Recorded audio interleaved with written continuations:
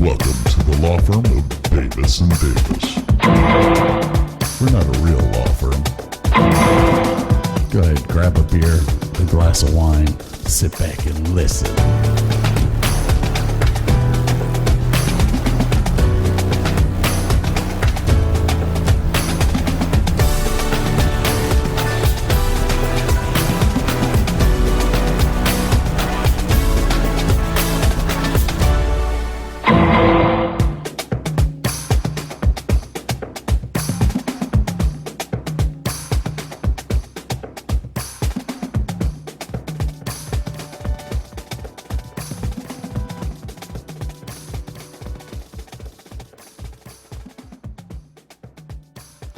Hey, Burke and I are here to welcome you back to part 2.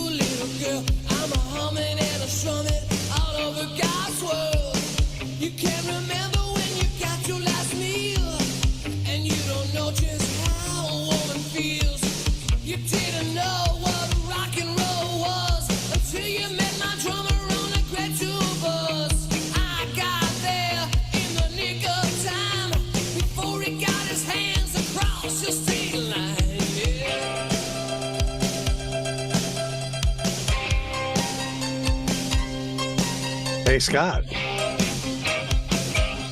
Yeah. Can you name the band or group that did this song originally? No. Ian Hunter from Cleveland Rocks.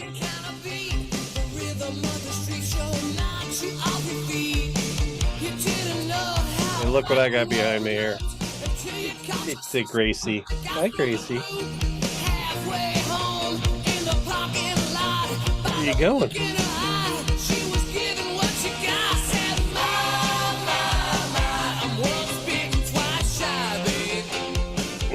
Shoot. I don't even remember what band this is. This is Great White. This is the band I was trying to think about earlier. Yeah. They were a cover group for. They started as a Led Zeppelin. No. Oh God damn it, cat! Get out from there. The cat's behind the monitor.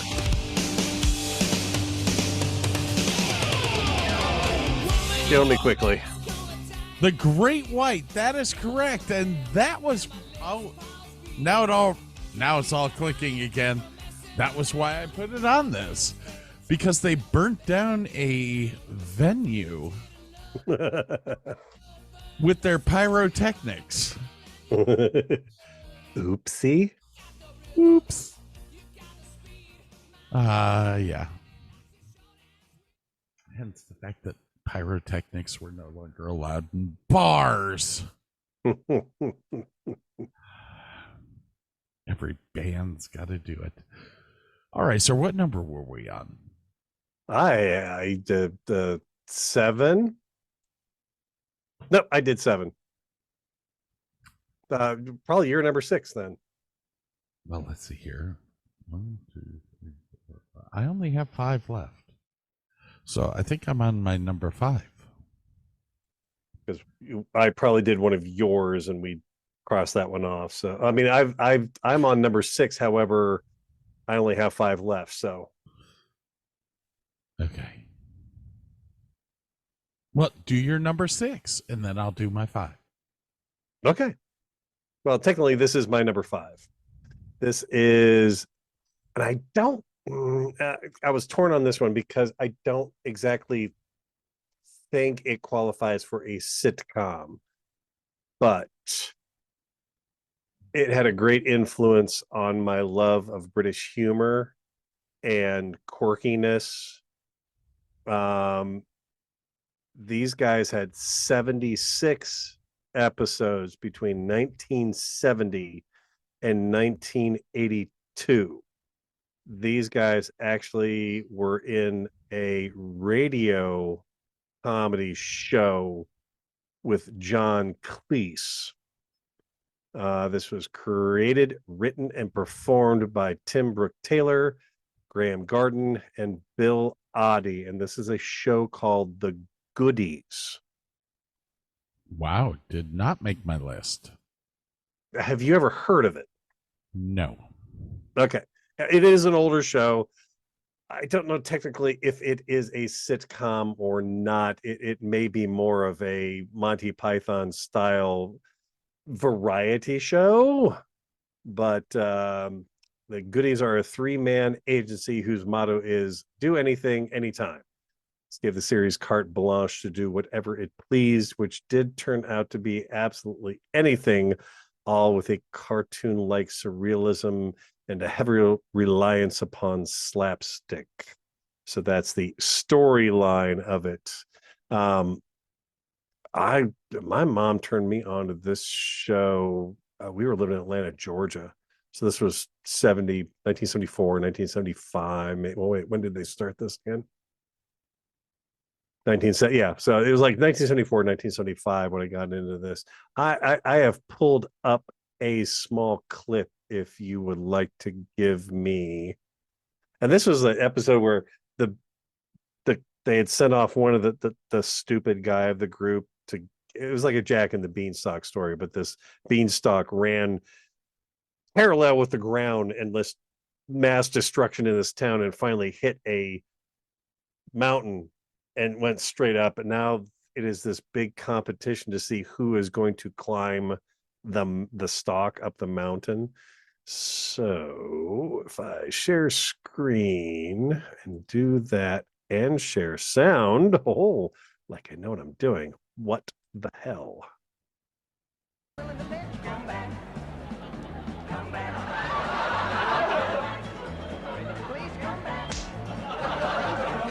Right, well, let's see how they get on with those piranha fish.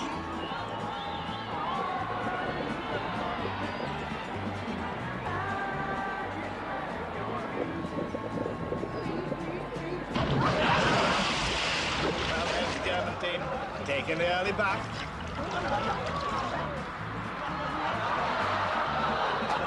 And here's Manfredi with his nuts.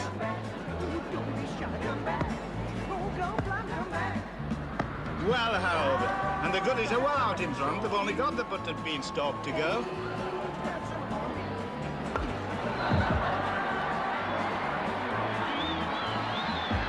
They'll have to do better than this. 1, 2, 3,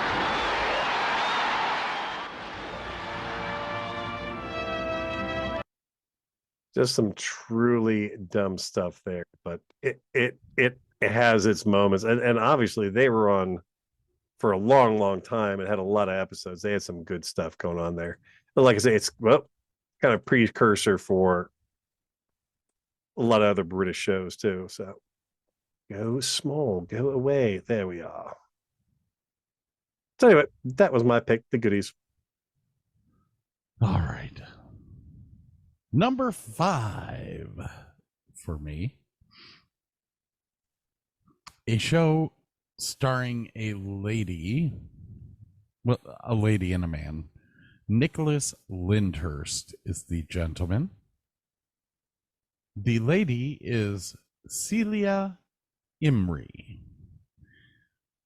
For those of you that are fans of Calendar Girls, she is the Muffin Lady. Excuse me? The movie Calendar Girls is about an older group of ladies who do a calendar in the nude.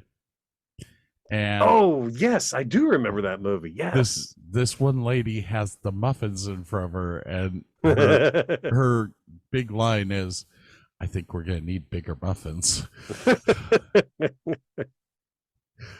Also stars Ryan Sampson and Danny Harmer. How do you I don't know. Explain this? So single dad whose wife leaves him to go to Africa. his name is Jimmy. Whilst his wife is in Africa doing her mission work and all that stuff, his mother-in-law moves in. Well, doesn't good. She's just there. And the mother-in-law is, of course, played by Celia Imrie. It's Burke and I can relate to this very well. Yeah.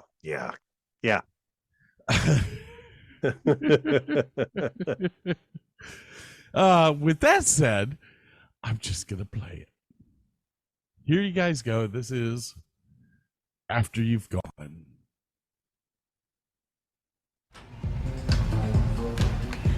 Bye.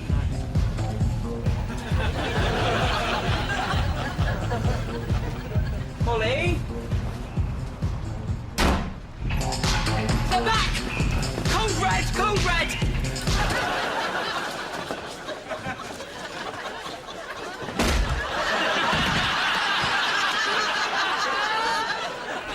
Bye, Diana. Is that a prawn? Good night, Mr. Venables. Night. Okay. What's going on? I don't know. I was with you. They're having a party. A party? No. How could they? How dare they? They're little scabs. Molly? Alex? Molly? Hi, Gran. Just making coffee. Do you want Mum? What's going on? Don't know what you mean. Did someone leave this house dressed as a prawn? Just some guy collecting for the London to Brighton Shellfish Fan Run. So, how was your dinner? Nothing happened. Fine. Well, it was totally boring here too.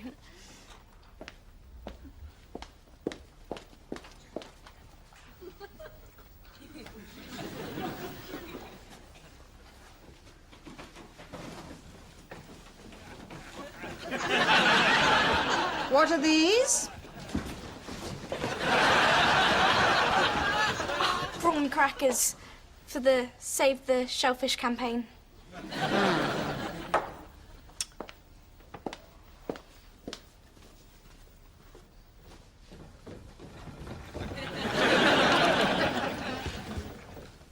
And what's this poor unfortunate creature?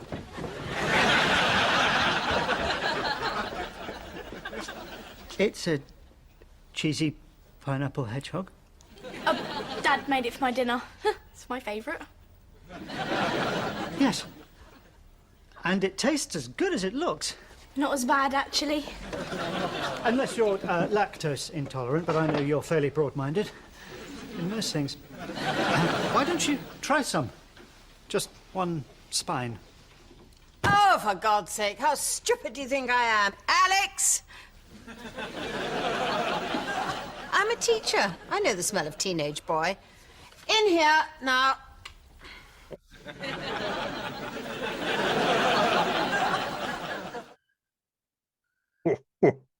Yeah. So she basically runs the house, even though it's his house. His house. And yeah, it's a great show. Get a chance, go watch it. Anyways, that was my number 5. After You've Gone. So, sir, I guess we're up to your number 4. Yes. Yet another one with only 15 episodes, which really blew my mind. This is between 1990 and 1995, written and starring one Mr. Rowan Atkinson. It's Mr. Bean. And being that this whole show was almost mime, showing video clips on here is going to be completely useless. But any show where you see a guy driving an Austin Mini while he is strapped on top in a recliner is okay by me. Let's see. Matilda Ziegler was in this. Rupert Vassnart, Howard Goodall, Richard Wilson. Not a lot of big names in this, but dear God, this was a funny show. And I'm not big on show, me, like Adam Sandler. Like when he's playing the straight man, he's hilarious. When he's playing Goofy, he's not. But Rowan and Mr. Bean walked that fine line between stupid and being the smartest guy in the whole area. So there's just some great stuff. I mean, they're showing a clip there where he's playing golf through a kid's playground and the ball lands in the kid's ice cream and he hits the ball and the ice cream and they both go away. But anyway, no, it was just a funny show. Did this make your list? No. Wow. Okay. No. Like I said, we've definitely got some different tastes. I have a funny feeling that there's only one left on my list that will probably match one of yours. Well, I know my number 1 is not on your list. Okay. Number 2, probably. Well, we'll see. Alrighty then.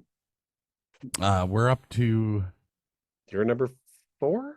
My number 4. Alrighty. Stars. Patricia Rutledge, Clive Swift, Jeffrey Hughes. I gotta put my glasses back on. Judy Cornwell, Josephine Tewson, Mary Millar, David Griffin, Jeremy Glittens, George Webb, Marion Barron, David Jansen, Shirley Stelfox. Any of those names ring a bell to you? A bit, but I'm not 100% sure on them. So, well, here, this will explain it. Storyline. Hyacinth Bucket, whose name she insists is pronounced Bouquet, continually looks for opportunities to climb the social ladder. Though she's wedged on a rung just below her sister Violet, who has a house, swimming pool, sauna, and room for a pony, which every time she answers the phone, that's what she says. But she is just above her working class sister Daisy and Rose.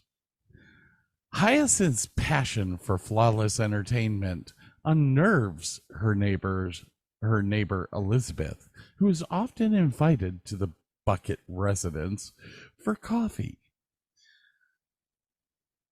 This show is called Keeping Up Appearances. Stars Patricia Rutledge as Hyacinth Bouquet. Ran 1990 to 1995. You will hear me say several lines from this show. Like minding the pedestrians, different things like that. It's freaking brilliant. And the best character, I think, on this show is her brother-in-law, Onslow, who wears a wife beater all the time and does nothing but drink beer and watch TV. I like him already. Oh. Every time she doesn't want him to show up because of an event that she's holding or something like that, he shows up. I have a little clip here. It is the best of Hyacinth explaining her name. All right, here we go. You need to share. Oh, there you go. How do you spell bouquet? B-U-C-K-E-T. What? B-U-C-K-E-T. Oh, Bucket. It's bouquet. I'm afraid you won't be aware of very much, Mrs. Bucket. Bouquet. It's very kind of you to invite us, Mrs. Bucket. It's bouquet, Vicar. Oh, I'm sorry. Is that for me? It says bucket on the envelope. It's bouquet. B-U-C-K-E-T. Bouquet. The accent on the second syllable. Ah, Mrs. Bucket. Bouquet. Mr. and Mrs. Richard Bouquet, we have a reservation. What was the name again, please? Bouquet. That's spelled B-U-C-K-E-T. Oh, bucket. Oh, yes, we have a bucket. Pronounced bouquet, dear. Hello! Mr. Penworthy. Good morning, Mrs. Bucket. Is this the Bucket residence? Well, there are two schools of thought about that. She pronounces it bouquet. But it's spelt bucket. Good morning, Mrs. Bucket. Bucket. Bouquet. Ah, good morning, Vicar. Mrs. Bucket. Bouquet. Mrs. Bucket. Bouquet, bouquet.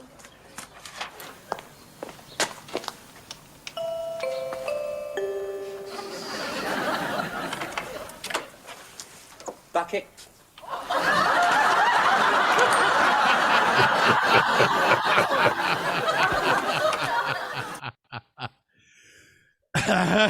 Oh my gosh. You can definitely tell where Hedy Lamarr got his affectation from. That's Headley. So, Richard, her husband, anytime he drives somewhere, she'll be sitting next to him and she'll be like, mind the pedestrian. And the pedestrian is like 4 blocks up. Her husband will just turn and look at her and go, minding the pedestrians. Great half hour of entertainment. And her friend Elizabeth comes over for coffee. And one of the things that she always what Hyacinth always talks about is oh yes, it's my Royal Doodleton with hand painted periwinkles on it. and Elizabeth gets so nervous every time because it's this expensive china, that the good china. She ends up dropping the cup every time and spilling coffee everywhere, and Hyacinth's only answer is, I knew I should have gotten you a mug. Yeah, it's brilliant. And nobody likes her. So like when she goes to church functions, they're all trying to pass Hyacinth off on somebody else. Oh, here comes the bucket woman. Anyways, that is my number 4, sir. Very nice. We're up to whatever number you're on. I don't even know. I have 3 left, so I will go to my number 3. This one found on MTV of all places. It only had, once again, 12 episodes. This was 1982 to 1984. Adrian Edmondson, Rick Mayall, Nigel Planner, and Christopher Ryan were on a show called The Young Ones. And it's basically 4 college students who share a house in North London. Vivian is a violent punk rocker who smashes everything to pieces. Rick is a political fan of Cliff Richards. Mike is the serious, bossy, cool person, and Neil is the depressed hippie who does most of the cooking and cleaning of the house, and his only desire really is to commit suicide. They have this crazy Russian landlord, Jerzy Belowski, played by Alexei Sayle, who also had a fairly decent stand-up later on in life. He was pretty good at stand-up. This show is so out there sometimes, and the really fun thing, and let me find this here. No. I'm going to do this from memory then. So this show always had a live performance from a band right in the middle of the show. Reason being is BBC would not pay for a comedy show, but they would pay money for a variety show. So if they had one musical guest on there, they got paid lots of money and could keep going. And they had, oh God, I wish I had written this list down, but like Madness showed up a couple times, House of Fun and things like that. Oh my God, I believe, let me look this up. Who were the musical guests on The Young Ones? 9 Below Zero, Radical Posture, Madness, Dexy's Midnight Runners. Why do you only give me a couple of these? Ranking The Young Ones musical performances. The Damned, Motorhead, Ace of Spades, Rip Rig plus Panic, Dexys, Madness, 9 Below Zero, Ken Bishop, Madness, John Ottaway. So they had a lot of really interesting music that just showed up, and they were on the show. It wasn't like a secondary clip or that. They kind of like just came out into the show and started singing. It was hilarious. Vivian, oh God, I love Vivian to death. He is this punk rocker who's got these like general stars shoved into his forehead. At one point in time, they are playing a game of hide and go seek in the house, the new house that they go into, and the hippie, very tall, skinny kid, hides himself in this wardrobe, but he keeps going backwards and backwards, and ends up in Narnia. At one point, the same character, Vivian accidentally hits him on the head way too hard in his garden out back and kills him, but they bury him, and then he sows himself and grows into a new person. It is the most bizarre, hilarious, violent thing. Jennifer Saunders made 2 guest appearances on the show, and Saunders and Adrian Edmondson were actually married. Who else has shown up in this show? Dawn French, Robbie Coltrane, Stephen Fry, Hugh Laurie, Tony Robinson, Emma Thompson, Terry Jones, and Norma Lovett have all shown up on episodes of this show. So quite a bit of good DNA in that crowd. That was my number 3 pick for you. It was a phenomenon to be experienced, basically. Did this one make your list or not? No. That's all right. No. My number 3 stars Jeffrey Palmer, Moira Brooker, sorry, Philip Bretherton, Jenny Funnell, Frank Middlemass,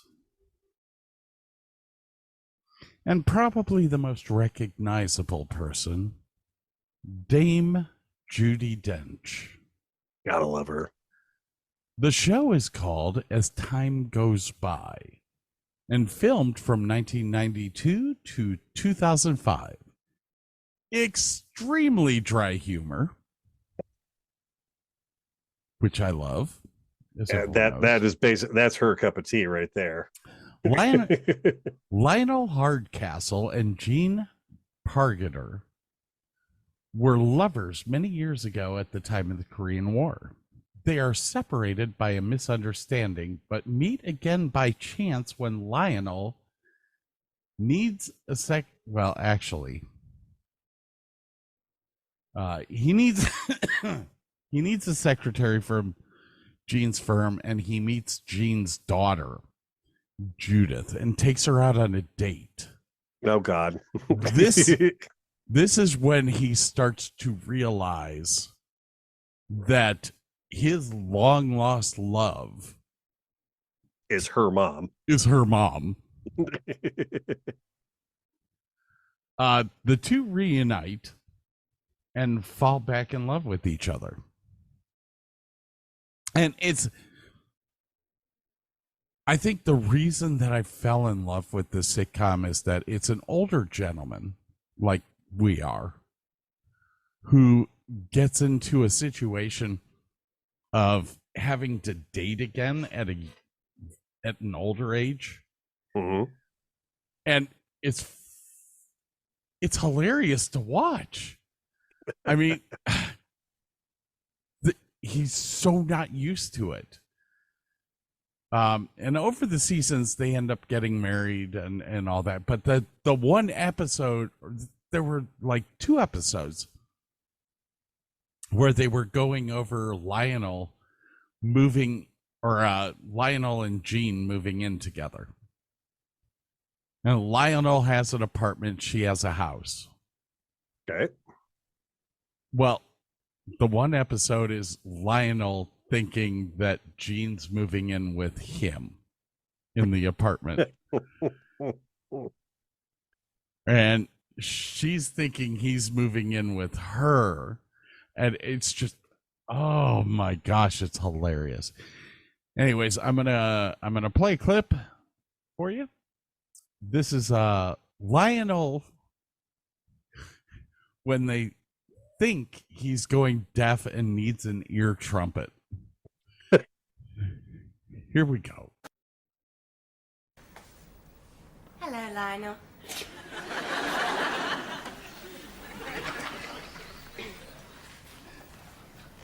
Do you know what that fool in the pub has just told me? No. Oh, yes, you do. You're all in on it, aren't you? Well, let me tell you something. I am not a boy. Look, nobody May I said... finish? Sorry. And because I am not a boy, my knees crack if I stand up too quickly. I've been known to doze off in front of the television. And believe it or not, I admit to missing the odd word in a conversation. But I am not ready for an ear trumpet yet. Have you finished? For the moment, yes. Well, firstly, no one said anything about an ear trumpet. Secondly, you are not missing the odd word. You are missing more and more words all the time. Rubbish. No, Mum's right, Lionel. This morning, when I asked you if Mum was in the kitchen, you didn't even answer me. Well, that's because I didn't know. Well, what about when I came in last night? I said, I've been to a rugby match. And you said, yes, I did. England won. Well, they did. Oh, really? Look, before we start oh-reallying, consider this. I think that all 3 of you have got unnaturally soft voices. Oh, yes, you have. It's a wonder I hear anything at all with you whispering all the time. Oh, really? You're doing it again. Well, really? All right, what about when you're here on your own watching television? You have the sound up full blast. That's the BBC's fault. The sound level's never the same for 2 programmes running. Stop making silly excuses and face up to facts. You're making it sound like an accusation. We all care about you and we want to help. There's simply no point turning a blind eye to your hearing. Is that a mixed metaphor? So I know what it is. You know and I know. Consider this. Oh. Consider this. If I'm supposed to be getting deaf, why are we having a conversation in which, despite your soft voices, I have heard every word that you've said? It could have something to do with the fact that not one of us is more than 4 feet away from you. Exactly. Judy, stand over there. Sandy, stand over here. Oh, really? Oh, don't you start. Now, Judy, say something. Well, say what? I don't know. Just say anything.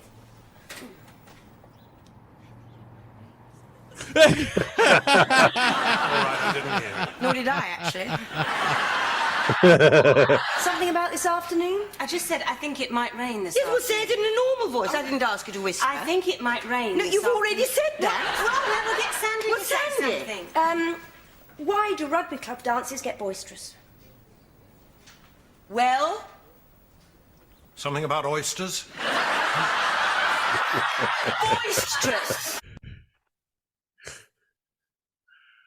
Oh my gosh. Yeah. It's a great show. I watch all the seasons and I just start over again every time. It's a great show. Now, Lionel's father is an eccentric daredevil, basically. And he's older than Lionel, so he's constantly riding motorcycles, skydiving, all this stuff. Just crackpots, man. And his father's maid is constantly shooting at people because she thinks that they're always trying to break into the country home. That is, as time goes by, starring Dame Judi Dench, who I love, and I love her to death. Joffrey Palmer. All right, sir. What is your next?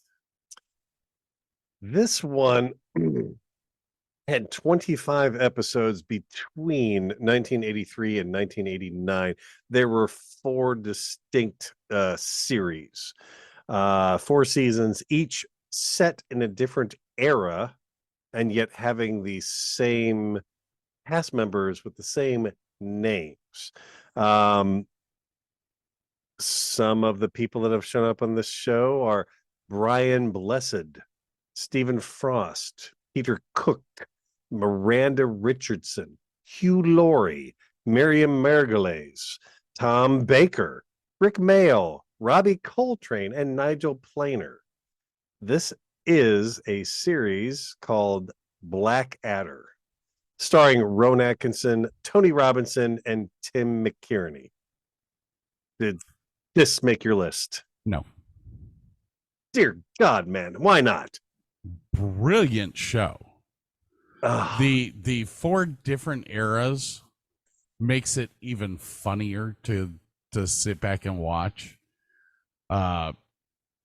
The Blackadder with Hugh Laurie is incredible. I love the fact that most Americans know Hugh Laurie from House and assumed he was an American. And I'm like, no, he's British. I've seen him before. And it's funny as hell that like people know Rowan Atkinson as Mr. Bean, the kind of goofy goofball, blah, blah, blah. And Hugh Laurie, they know him from House as the sarcastic guy with the best lines. This show is the exact opposite. Hugh Laurie is the poof, the idiot. And Rowan Atkinson has some of the most scathing, sarcastic lines ever. Now, the first season was very different from the other 3. They were trying to gain their traction. I believe Rowan wrote a lot of the stuff in the first season and gave it up because it was just too much to write and act and everything. But his sidekick, Baldrick, at that point was the smartest person in the room, and Rowan was not. And then they flipped that completely around for the other 3 seasons, and it worked brilliantly. Even Rowan Atkinson was not entirely fond of season 1. But I have a small clip that I pulled up about I have a cunning plan. So share sound and share that screen, please. Enter! Dr. Johnson, Your Highness. Ah, Dr. Johnson. Damn cold day. Indeed it is, sir, but a very fine one. For I celebrated last night the encyclopedic implementation of my premeditated orchestration of demotic Anglo-Saxon. No, didn't catch any of that.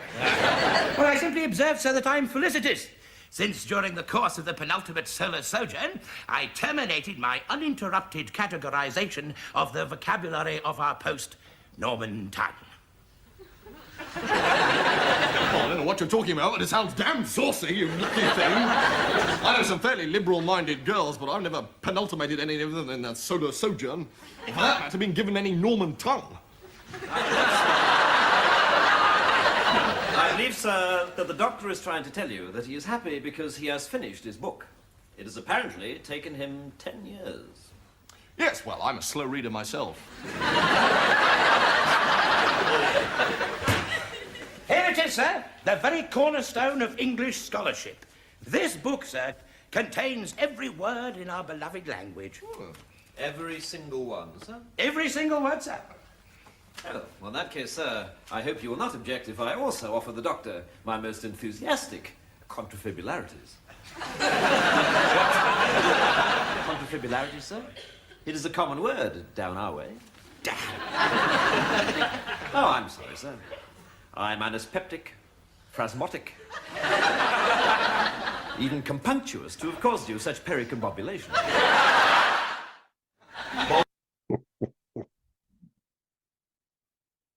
No, Blackadder did not make it on my list. I'm sorry. And his stupid sidekick Baldric is always coming up and going, "Sir, I have a cunning plan," and it's always something so stupid. And I think I may like the fourth series the best, which took place in the trenches in World War One. And ended on such a sad note, but it was just a really good series. Anyway, that is my number 2. That was your number 2? That was my number 2. I only got one left, man. You have to catch up, man. I'm on my number 2. Sweet. I had a tough decision here. Do you want to do this with only 3 minutes left, or do you want to take a quick break? Hey, everyone, we're going to take a quick break. And when we come back, we'll do my number 2 and Burke's and mine's number 1. Then we'll get our butts out of here. Sweet.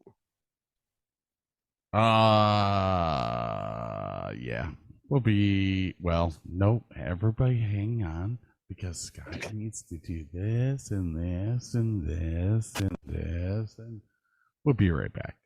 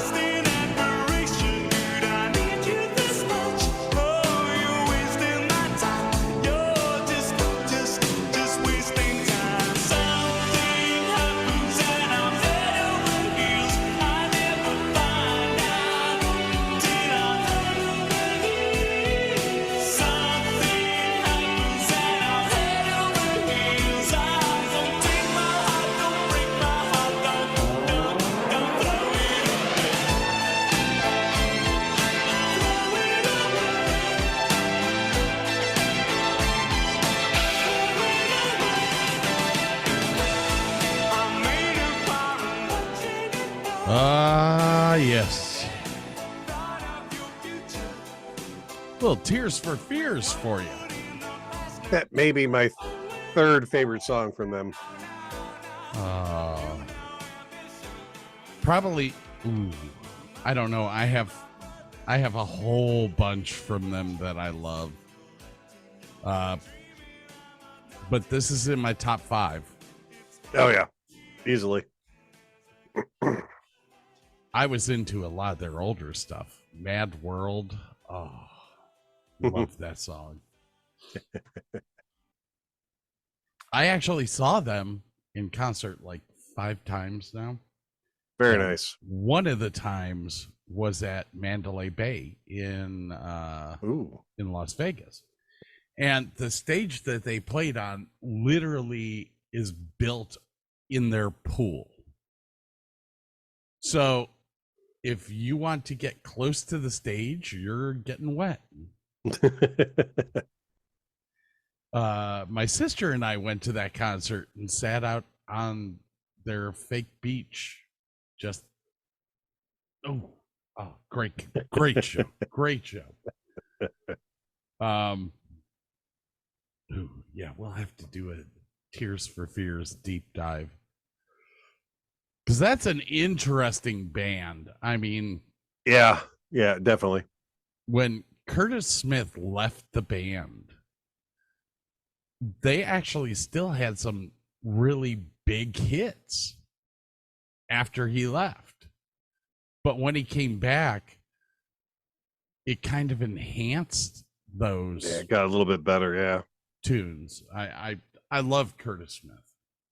Roy Orsable is an incredible songwriter, and Curtis Smith is just a musician and a half. There on YouTube, look up Curtis Smith. He does one of the Tears for Fears songs with his daughter. Oh, really? And it's just incredible. But we'll go into that on another show. Right now, I've got 2 shows left. Well, you do your number 2 then. Number 2 is probably your number 1, I think. I'm not sure. Derek Jacobi. Ian McKellen. No. Shit, I don't have these guys on my list. Damn it. No, they're not on my list. Francis de la Tour. This is Vicious. And I'll tell you why. Because I've only watched 1 episode. So, like, I don't have a really... I can't put it on a top 10 if I've only seen 1. But their shit's fucking amazing. So Vicious is 2 gay men living together, married, whatever you want to call it. Ian McKellen plays a Shakespearean actor. A gay Shakespearean actor. Older actor. Nothing like typecasting there. I mean, for God's sakes. Who's constantly waiting for his agent to call him for another show. And it's probably my favorite episode in this whole thing is when he was like, he's sitting there talking about how he knows Dame Judi Dench. And he's like, oh, I'm going to invite her to the New Year's Eve party. I think it was a New Year's Eve party. I'm going to invite her to, and nobody believes him. Nobody believes him whatsoever. They go through the whole show, and the last clip is Judi Dench calling him on the phone going, you didn't leave an address for me to come to. Now, this series probably hits us a lot harder than it would most people. You really need to have done theater with New York actors to get the whole experience of the I'm going to go to hell and people are going to hate me, the aging queen syndrome of a lot of these actors that you've met in the past, because it's so overly dramatic and everything. Like, they break a teacup and it's just like, oh, it's like, Dr. Smith from Lost in Space. They have a dog, and you never see the dog. It's got to be a poodle, but the dog's like 95 years old or something like this. It never moves, and they are constantly just kind of pushing it around the kitchen and all that, and talking about, is it dead yet? No.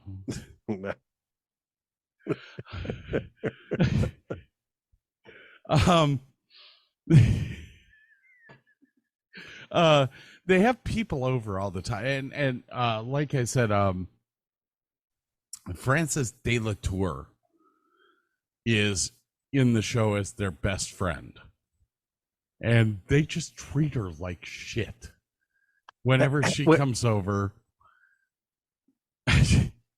If you don't know who this lady is, Harry Potter, she plays the lady who is the escort for the women's group in the Goblet of Fire episode.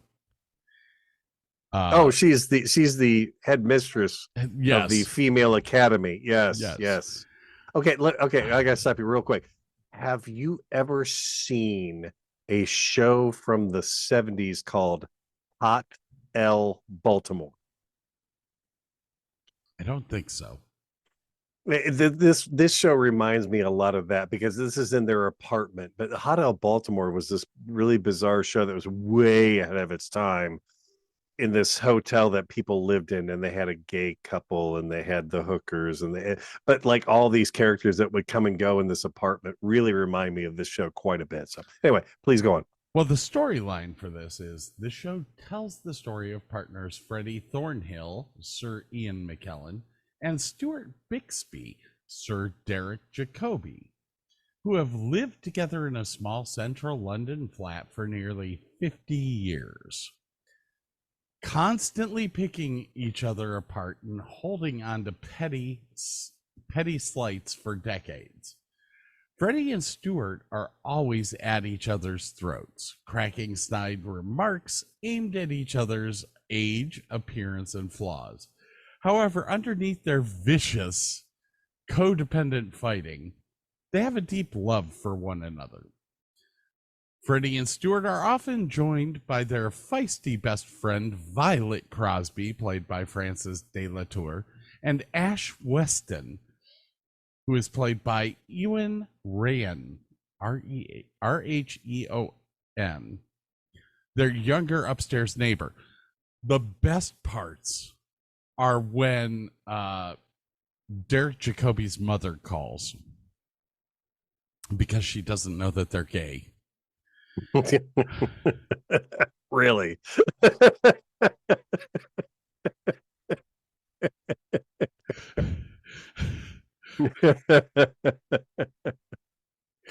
It is downright hilarious. Now, you made a comment earlier. I'm sorry. You made a comment earlier. And I said, this is going to come to fruition later in the show.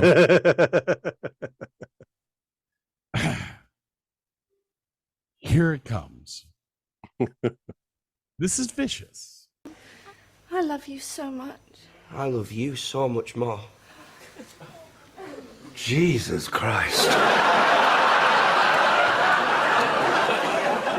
It's like a car crash. You can't take your eyes off it. It's so inspiring you've both been together so long. How do you do it? Well, I mostly attribute it to the fact that he won't leave. When the time comes, I'm going to so enjoy unplugging you. You're joking again? Yes, ha ha.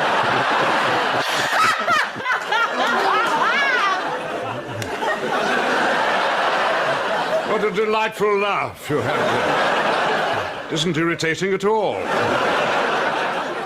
are you sure we can't get you a proper drink? Oh, no. She never drinks. Isn't that right, Chloe? It's true. And nothing could give me more of a high than being with Ash. Have you tried cocaine?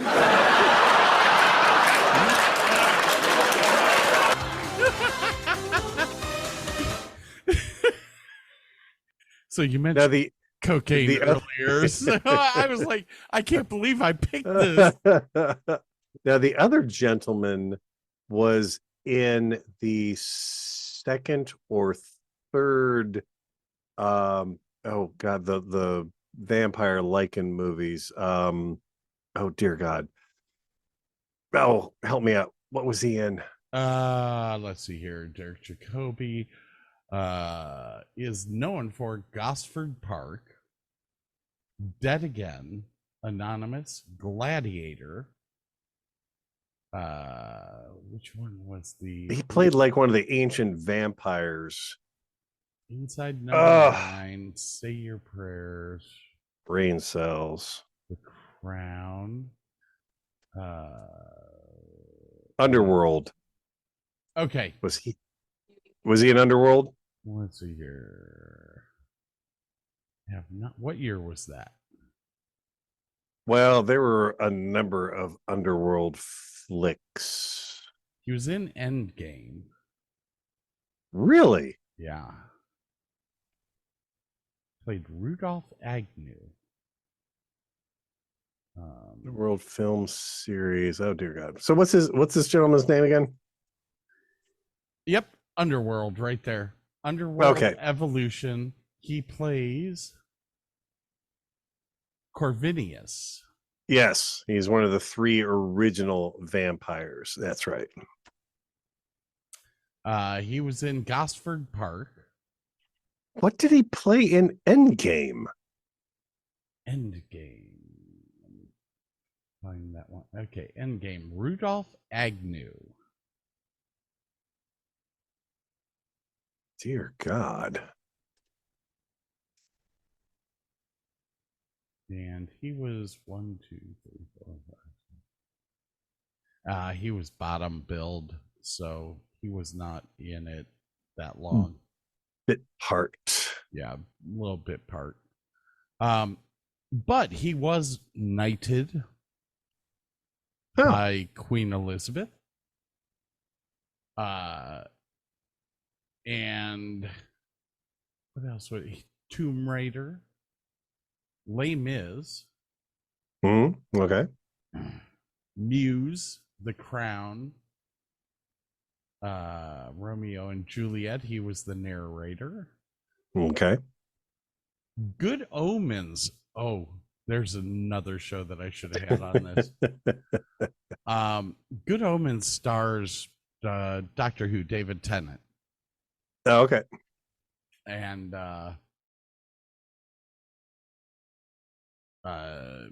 he plays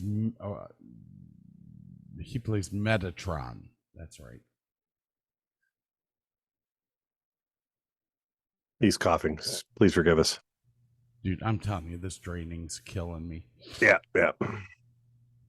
But his big role was Probert in Gosford Park. Gotcha.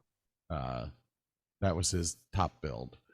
He's been around for a long time, and he was a Shakespearean actor. Did a lot at the what is the name of that theater? The big round one that Shakespeare actually used to play in. Brain cells are not activated. Sorry, cannot tell. All right, well, there you go. Stratford? No, it wasn't Stratford. It's in London, in the West End, and it is still set up in the traditional Shakespearean round. Gotcha. I want to say that it's the roundabout, but that's not it. Anyways, he was knighted in 1994 for his services to the theater. And he is, in fact, only the second to enjoy the honor of holding 2 knighthoods, Danish and English. Oh my! For his work in the theater. Ian McKellen. Do I really need to go into detail on Ian McKellen? No, The that's guy just kind of a given. is one of the most recognized actors. Like his bit parts are Magneto and Gandalf. I mean, come on. Do you really? You know, we've already done our deep dive into the Tolkien series, Lord of the Rings, but Lord of the Rings would not have been Lord of the Rings without Ian McKellen as he was Gandalf. he was the glue. Even in the Hobbit series, he was the glue that held it all together. Yeah, just an incredible actor. He got, when did he get his knighthood? Let's see if it actually lists it. Born in 1939. Holy crap, is he old? He began working in theater. He's like 16. Yeah. He was most notably a Shakespearean actor. Oh yeah. There were not many roles he didn't play. 1990, Queen Elizabeth II knighted him for his efforts in the arts. His biggest roles that he played were King Lear, which is one of the toughest roles in Shakespeare to play. He was in Harold Pinter's No Man's Land, and he was also in Sam Beckett's Waiting for Godot. Oh, Jesus. Yeah. I mean, for me, a theater freak, I love he theater. ticks off all the boxes and then some. But Waiting for Godot was the first show that I did. I did that at the Sandra Feinstein. No, I did that with Newgate Theater in Providence, Rhode Island. We did it at the Sandra Feinstein GAM Theater space. But that was the first big review by a New York reviewer that I ever got. Oh, wow. And the reviewer, who normally doesn't like anyone, talked specifically about the lighting. That show, well, Waiting for Godot takes place in 2 days. And what I did through the show is each act's like 45 minutes long. Mm-hmm. So I literally built a light cue that was a half an hour long, and it created a sunset along the ceiling. And in Act 2, one of the characters goes, "Oh, it's dark." So it's an immediate bump cue. like you're going through the sunset, the ceiling's changing from yellow to blue over your head, and it's like at this orange, and he goes, "Oh, it's dark," and all of a sudden it just goes blue. It was hilarious. Anyways, Waiting for Godot has a huge place in my heart, and to have Ian McKellen play that that is the shiznit. A great guy. And have you ever tried cocaine? I'm gonna kind of wrap up around to that Hot L Baltimore show I was telling you about. I'm just going to give you a quick cast rundown. James Cromwell, Richard Masur, Conchetta Farrell, Bernie Capel, Charlotte Ray, Dick Van Patten, Phil Leeds. It was this bizarre, like, my parents wouldn't let me watch this when it came on TV because I was too young for it. But just a lot of big talent in that show. Anyway, alrighty then. Get rid of you. Get rid of you. All right, sir. We are up to your number one. My number one didn't make your list. Although it had 74 episodes between 1988 and 2020. Hugh Laurie actually auditioned for the part of the lead. This show I found on BBC or on PBS by accident. This is Red Dwarf. Chris Berry, Craig Charles, Denny John Jules, Robert Llewellyn, Norman Lovett, Hattie Hayridge, Chloe Arnett were the big people on this show. It had a lot of different iterations, and they always somehow made it fresh and funny. Like at one point, Holly, the ship's computer, says, I'm Holly, the ship's computer, with an IQ of 6,000. That's the same IQ as 6,000 PE teachers. And one time they're on Starbug, and the asshole of the group says, set up for red alert. And the robot goes, sir, are you absolutely sure? It does mean changing the light bulb. And then Rimmer would always pop up these bizarre Space Corps directives, thinking he's sounding all eloquent. And he goes, Crichton, are you forgetting Space Corps Directive 1742? And the robot goes, 1742? No member of the Corps should ever report for duty in a ginger toupee? Well, thank you for reminding me about the regulation. I can't see how it's pertinent for our present situation. I have always loved this thing, man. The toaster killed me. The very first episode, the computer is trying to tell the last human in the universe that everyone's dead. And he's just, he's naming off all these people. He was, well, Kachansky, yes, Dave, they're all dead. Yes, they're all dead. They're all dead, Dave. They're all dead. They're all dead, Dave. So what you're trying to tell me is they're all dead. It's good stuff. I do have one clip about the toaster, if you'd like to. Let's see, share sound, share that screen, and go.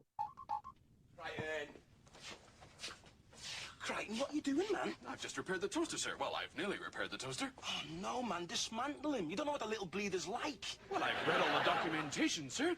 He's simply a talking alarm clock who provides his owner with early morning toast and light conversation. Not this one. This one's mental. Sir? He's defective.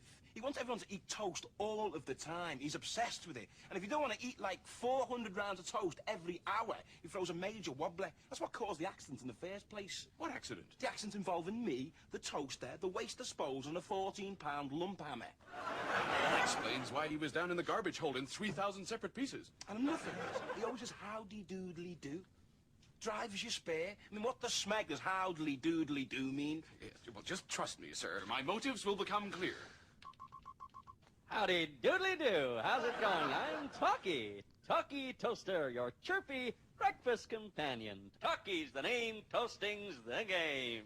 Anyone like any toast? Look, I don't want any toast, and he doesn't want any toast. In fact, no one around here wants any toast. Not now, not ever. No toast. How about a muffin? Or muffins. Oh, we don't like muffins round here. We want no muffins, no toast, no tea cakes, no buns, baps, baguettes or bagels, no croissants, no crumpets, no pancakes, no potato cakes, and no hot crust buns, and definitely no Smeg and flapjacks. Ah, so you're a waffle man. You see what he's like? He winds me up, man. There's no reasoning with him. If you'll allow me, sir, as one mechanical to another, he'll understand me. Now, you listen here. You will not offer any grilled bread products to any member of the crew. Now, if you do, you will be on the receiving end of a very large polo mallet. Can I ask just one question? Of course. Would anyone like any toast? I love Red Dwarf. The cat is my favorite character. The cat's the best. Absolutely love the cat. It's great because for a long time it's just the four of them, and then Crichton joins the crew. At one point, Holly goes from being a man to a woman. There's an episode where they land on a planet where time goes backwards, and it ends up with the cat having to take a crap. But unfortunately, when time goes backwards, the crap goes back into the cat. Dude, oh God, so much fun. So much fun. Anyway, that was my number one. I love that show to death. All right. My number one. Let me go back a page so that I can get to it. Stars people like Peter Capaldi, Emma Chambers, James Fleet. Well, these are people in the show. I'm not going to say stars. Orla Brady, Carol McReady, Trevor Peacock, James Fleet, Gary Waldhorn, and Dawn French.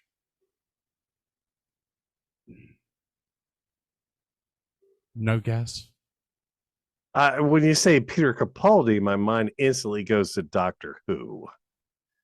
Yeah. Not exactly a situation. Well, it's funny, but I wouldn't call it a sitcom. Let's see here. Let's see if there's anyone else in here that you might know.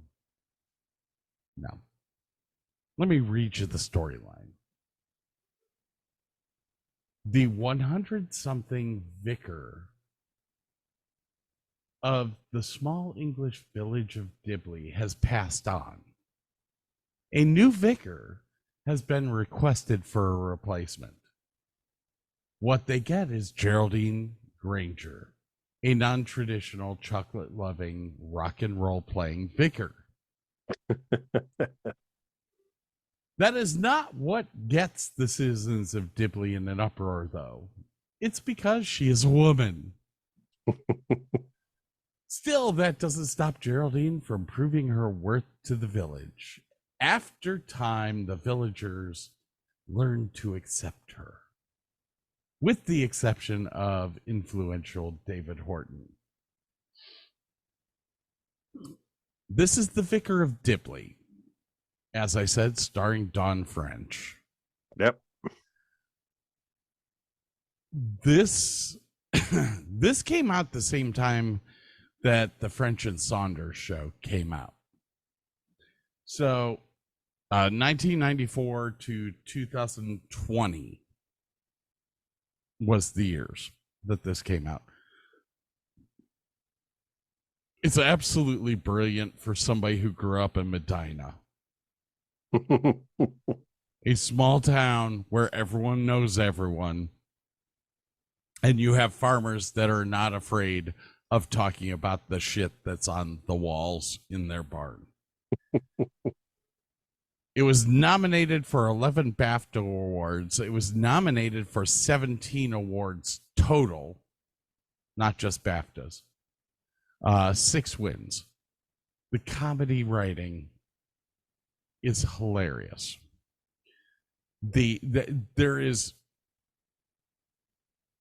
It's very weird for myself as a Catholic to watch a vicar who's allowed to date and stuff like that, because the dating situations she gets herself in are wow. Peter Capaldi plays a producer for a television show, and during the Christmas lunch special, he comes back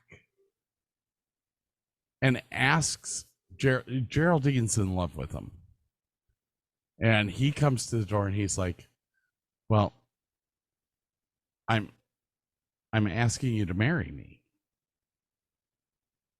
And she gets all excited. She's like, oh my God, yes. Oh my God, yes. And he's like, all right, hang on 1 second. I'll be right back. He goes out to his car. He comes back. She's getting all dolled up. She has this tiara on that says somebody loves me or something like that. And he has a girl with him. And he's like, "This is my girlfriend, Aoife. I want you to marry us." And she just, "No, you're not. Of course you are. Of course you are." It's the funniest, it's rough I've ever seen. I'm gonna play you a clip from the Christmas lunch incident. A little bit of context with this. She gets invited. It's her first year there.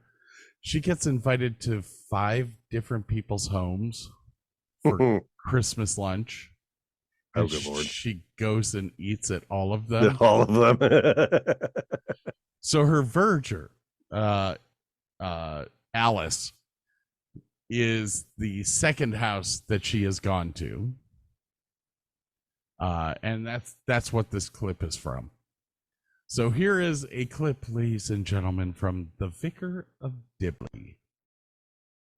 Guess what Mum's cooked up for us today? Oh, would it be turkey and 16 veg? Don't be silly, not for Easter. It's Christmas. Is it? Of course it is, you nit. So why am I wearing a cardi with a large bunny on it then? I've been meaning to ask you that all morning. I've heard wonderful things about your cooking, Mrs. Tinker. Have you? Yes, I have. Have you? Yes, I have. Oh, you have you? A table. Now, for what we may be about to receive, may the Lord make us truly thankful. Amen. Now then, just before we start eating, I'd like to tell you a little story. Oh, It's about the lovely, kind woman who's a vicar. Oh, just like you. Yes, and because she was trying to be kind to her parishioners, she agreed to have 3 different sets of Christmas lunch. Oh, that's hilarious. Isn't it? Yes. I mean, the first lunch, well, she was okay. By the second lunch, I mean, she was trying to manage to get it down. But by the time she got to the third family, you know, she was absolutely stuffed. Was she? Yes, she was. Was she? Yes, she was. Ah, she was she? Yes, she was. She couldn't eat another bite. I bet the thought of one more slice of turkey made her absolutely sick. I bet it made her absolutely sick. Did it? I bet it did. It did it? Yes, it certainly did. But since the third family was where her absolute best friend lived... Oh, like I'm your best friend. Yeah, she decided to tell her best friend all about the 3 meals problem. Oh, good idea. Yes, because she knew her best friend would take pity on her and say, hey, you don't have to eat all that food if you don't want to. Just have a cup of tea instead, you know, to help her out. Oh, that's where it's not like me at all. No. Because if she was my best friend and we cooked a meal for her like we cooked this one for you and it turned out that she'd eaten already, I'd just cry and cry. And my sister would cry. Look, she's crying already just hearing the story. And I'd probably be scarred psychologically for the rest of my life by this dreadful tale of betrayal and deceit. Right. Well, we better tuck in then, eh? Tuck in. This starter is stuffing. Bowls of stuffing. Well, goodbye, everybody, and thank you so much. Very interesting chat, Miss.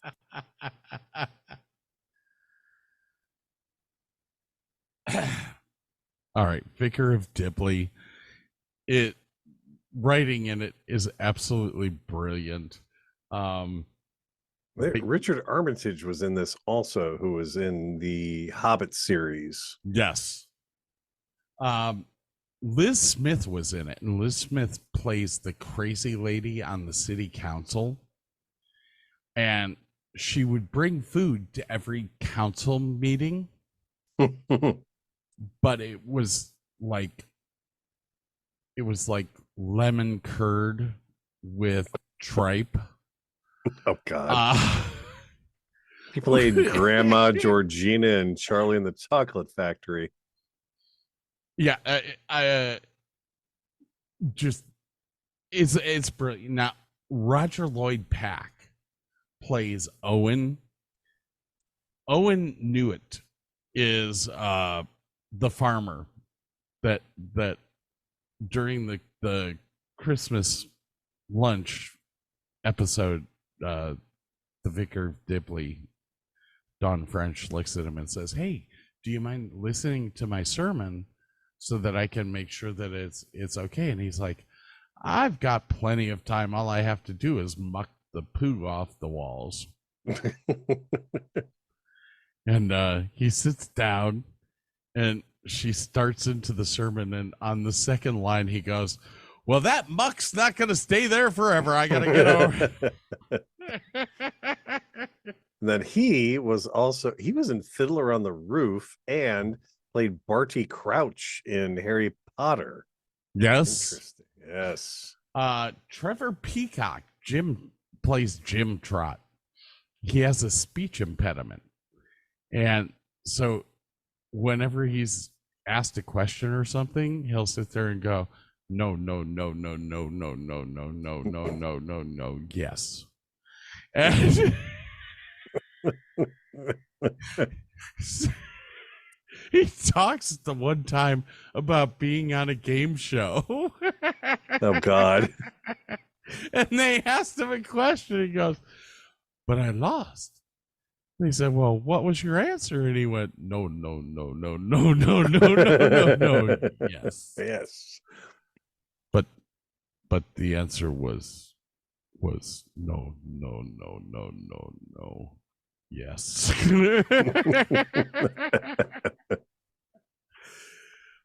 Yeah, it's a great comedy. I had to put it at the top of my list. I play the Christmas lunch incident every year at Christmas. It's just hilarious to me. All right, sir. But yeah, that was it. That's it, man. That's your number one, my number one. We made it. We made it through all 10 without slurring or anything. This is awesome. It was very weird.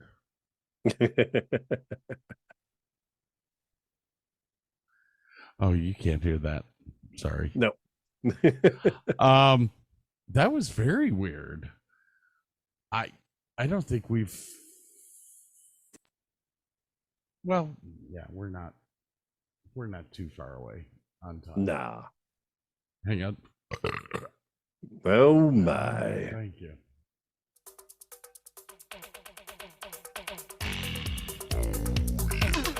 That's exactly what I just said. A little bit of yellow in the background here. We got a lot of stuff coming up. Got a lot of shows coming up. We put out a new show every Tuesday and Thursday. Or at least try to. I've been pretty good. I've been on time. I don't know what my schedule's going to be like here soon. Things are changing at the golf course. The course golf of golfness. Course. But we have next week completely random obscure facts. 20 each. Just gluttons for punishment. Yes. The week after that's going to be movies that can't be made anymore. There's a ton of them out there too, man. And there's some like really good flicks. Oh yeah. Most of the good ones actually.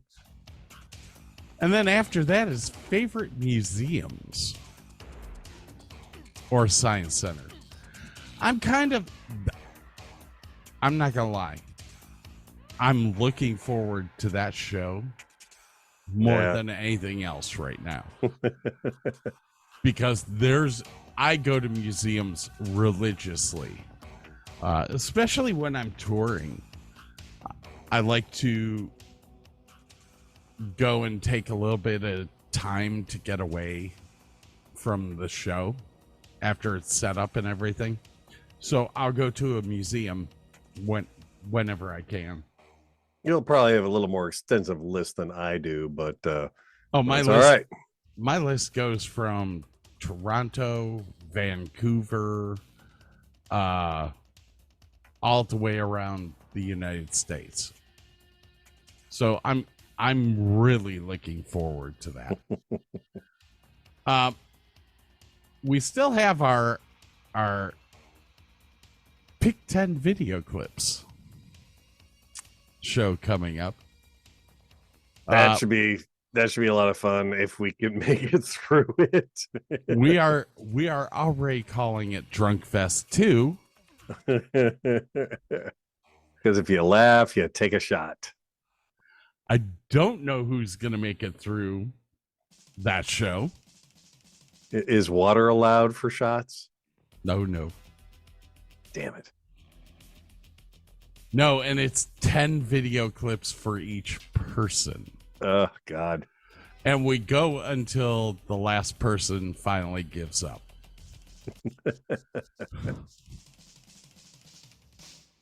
Or we go until Scott goes, "Oh, I'm done." So y'all can just go to bed now. Bye-bye. I'm pressing end now. I was so torn on that show because I told you earlier, I was like, oh, we should have done You Don't Know Jack. We can save that, man.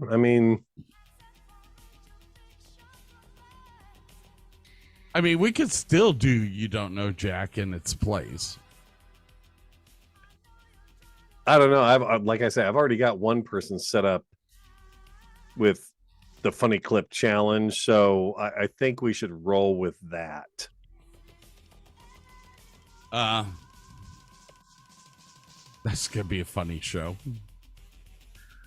We'll make sure that we post links to every clip that we use.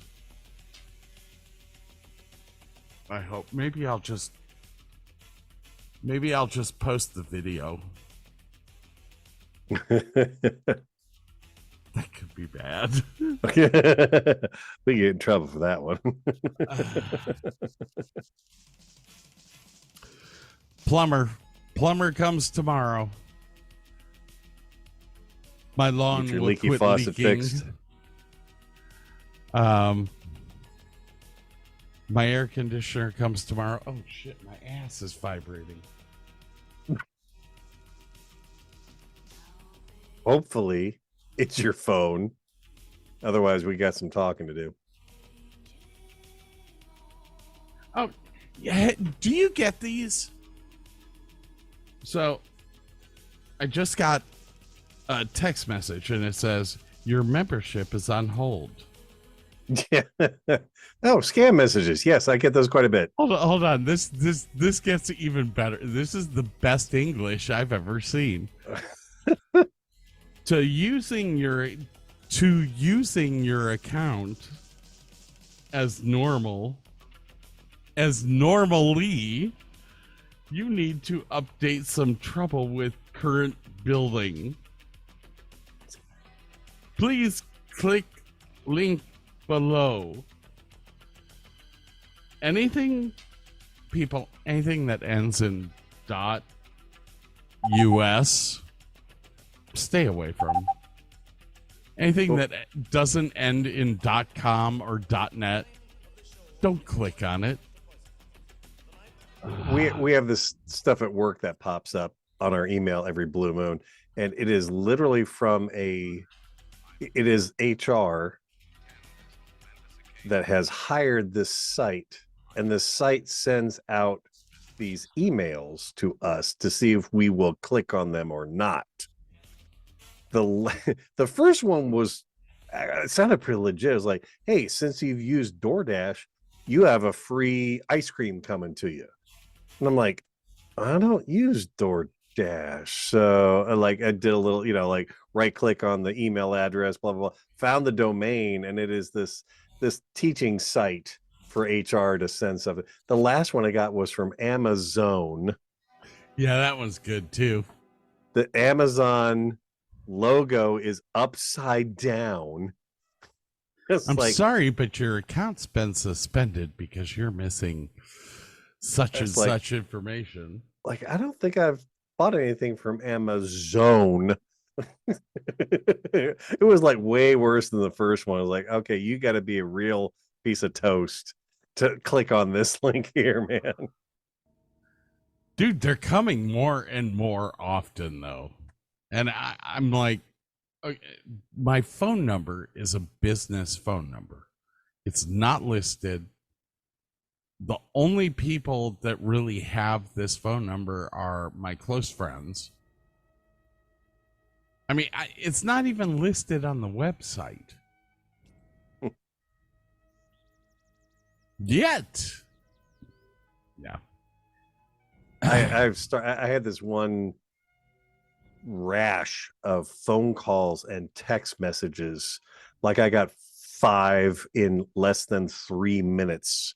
Phone calls and texts together. I got to the point where I ended up throwing it back in their face.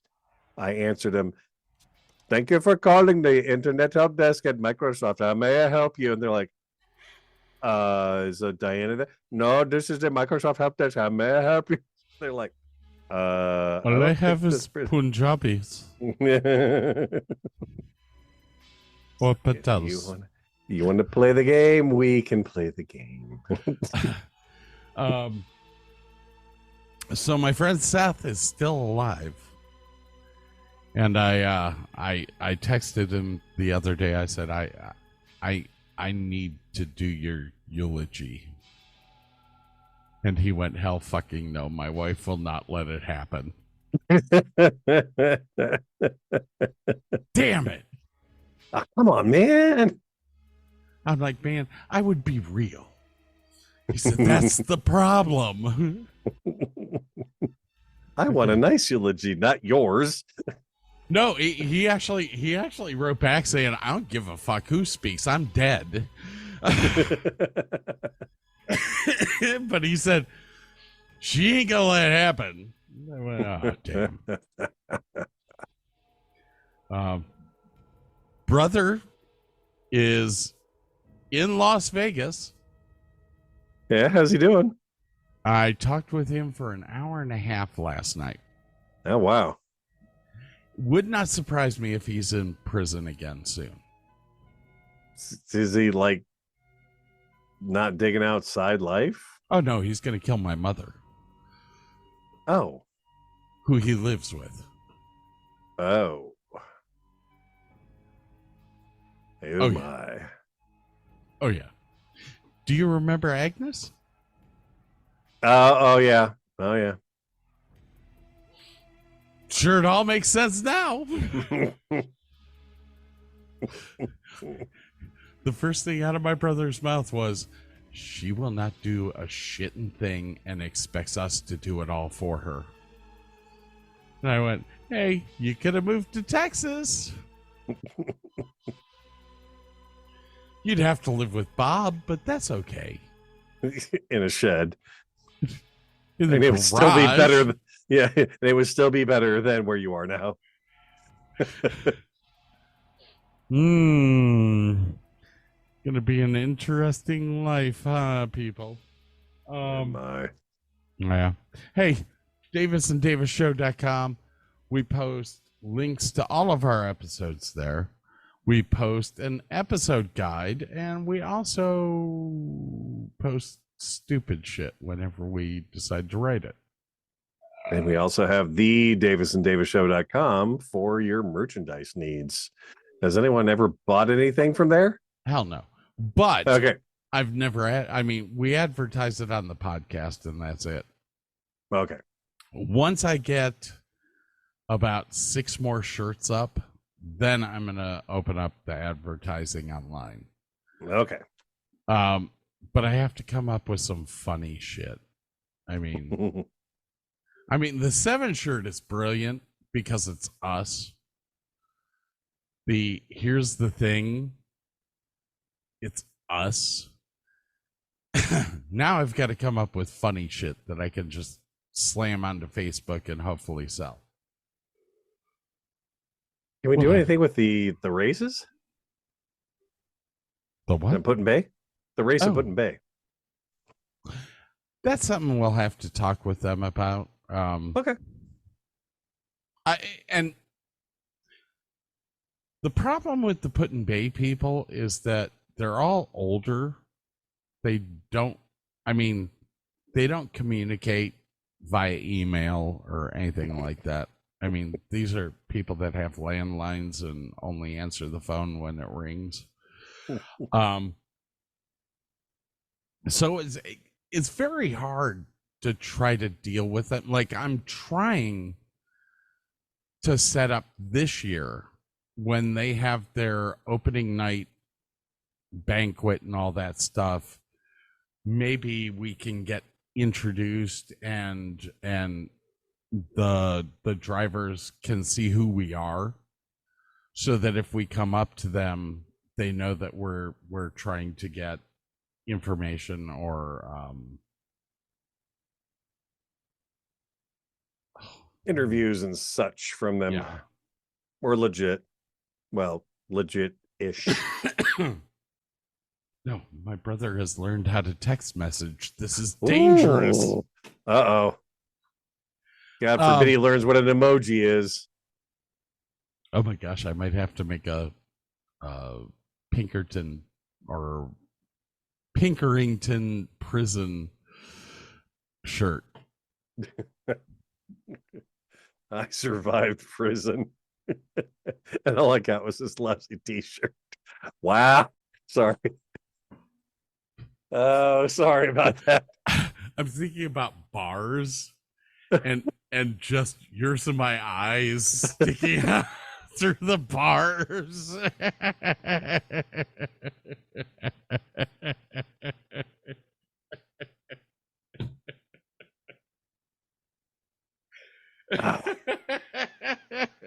Just a couple more frequent flyer miles on our one-way ticket straight to hell there. Oh, Thank my you. gosh. Well, you know, we've earned it. I mean, I've had the first class upgrade for 20 years now, so. Oh my gosh, guys. Yeah, I almost did the prison episode tonight here at the end, trying to get Mike to call in so that we could see if the call-in thing works. I mean, we know it works. We just don't know if he's smart enough to do it. Well, we got to remember how to plug your phone into everything to do it, because all he has to do is call you. Well, the thing is that there's an actual number that's in our invite that he can call, and it ties him directly into the show. Oh, cool. Okay. So I don't have to do any, iPhone stuff. Yeah. Because if we did that with him, he'd be like, what? Huh? What? And honestly, if he's just calling us in from a phone, that works out better for him because he can't see the faces that we're making.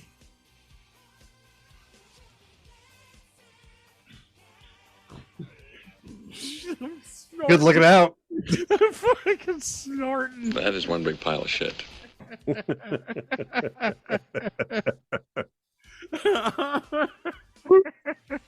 Ew.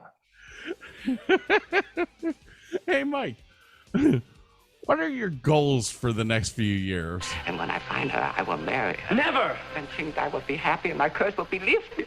Go off and rule the universe from beyond the grave. Indeed! Or check into a psycho ward, whichever comes first, huh? Sure, those 3 felonies won't stop that. No.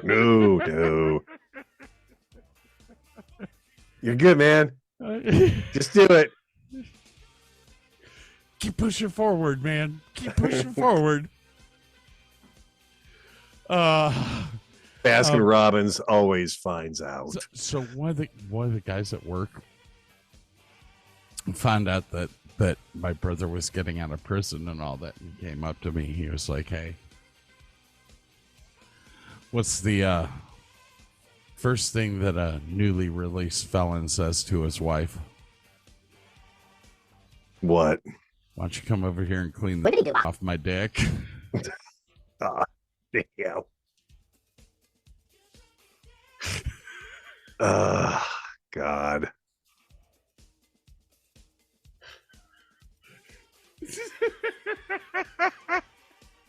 I'm gonna have to edit that in post.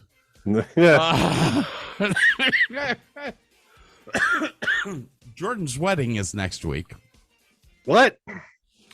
Jordan's wedding is next week. And guess what, people? He let you in it? Right here on the Davis and Davis show,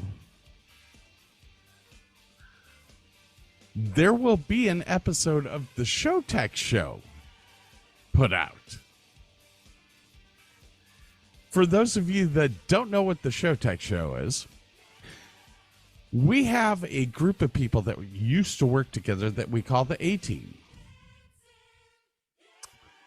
We are all going to be in Jordan's wedding, so they're all coming over here to do a podcast. Oh, wow. I went, we don't have a Showtech show podcast site. But I've got the Davis and Davis site. We could do it as bonus content. They were like, hell yeah! God. So, good thing the air conditioner is coming, because 4 people in this room. That's You have microphones for all that? Oh, hell yeah. Okay. This studio is built for us to be able to have special guests. I have enough cameras. It's built. I was short 1 microphone, and Jordan's gonna bring that, but I have 3 wireless mics that they can walk around, do whatever the hell they want. I have my mic. Jordan's bringing his. I have everything set up with drops, the whole thing, and Jordan's not touching the drops. Why? Because he's better at them than you are? What the hell?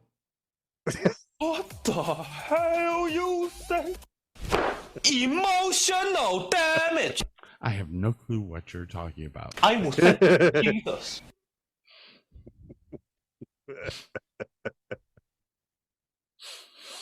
I have to write this guy. I have to write Mr. He. Yeah, I love you, man. You're gonna Rozak Mr. He. That's what you're gonna do. No, I'm gonna get him on the show. I'm gonna be like, dude, you have to come on the show. You will get to talk for about 30 seconds. The rest of the time, it's all sound bites from the shit you do. You get to talk to 2 wildly entertaining folks like us. Bueller.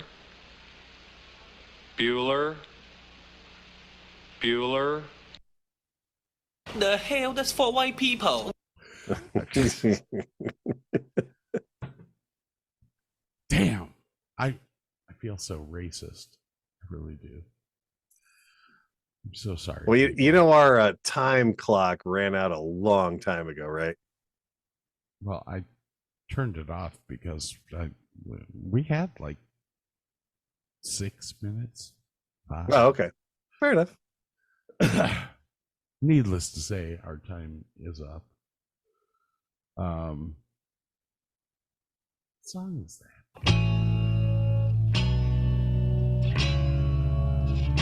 Dun, dun, dun, dun.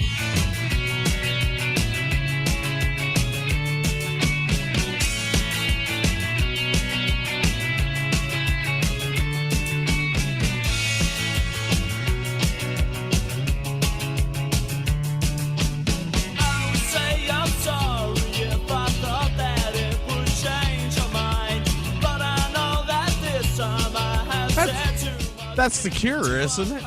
It is. I try to laugh about it, cover it all up with lies. I try to laugh about it, hiding my tears in my eyes, 'cause boys. I suppose we should wrap this bad boy up. Yeah, we're there. We're there. We've already given we've given the websites. Please listen to the shows. Remember Red Circle. As well, we're on Apple Podcasts. We're on Google Podcasts. Spotify podcast. Spotify. Yeah, we're on everything. If it's a podcast, we're there, dude. All right, ladies and gentlemen, thank you for coming and listening. Enjoy yourselves. We're out of here.